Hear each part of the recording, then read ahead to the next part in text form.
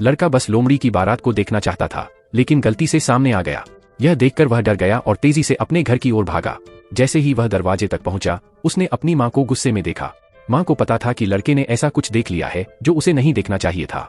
फिर माँ ने उसे एक बांस की छुरी दी और कहा कि वह लोमड़ी देवता के पास जाकर अपनी जान देकर क्षमा मांगे, नहीं तो पूरे परिवार का नाश हो जाएगा। अपनी गलती का एहसास होते ही लड़का माँ से दया की भीख मांगने लगा, लेकिन माँ ने अपने घर के दरवाजे लोहे के जंजीरों से बंद कर दिए। जब लड़का पीछे के दरवाजे से जाने की कोशिश करता है तो वह भी बंद मिलता है। वह दुखी था, लेकिन उसे अपनी माँ की मंशा समझ में आ गई। वह नहीं चाहता था कि उसके कारण किसी और को कोई नुकसान हो, इसलिए माँ के बताए अनुसार वह गहरे जंगल में फूलों के बीच स्थित इंद्रधनुषी दरवाजे की ओर चला गया। कहा जाता था कि लोमड़ी देवता वहीं रहते थे। सूरज डूबने से पहले ही वह दरवाजे के अंदर चला गया, लेकिन अंदर पहुंचते ही कई लोमड़ियां उसे घेर लेती हैं।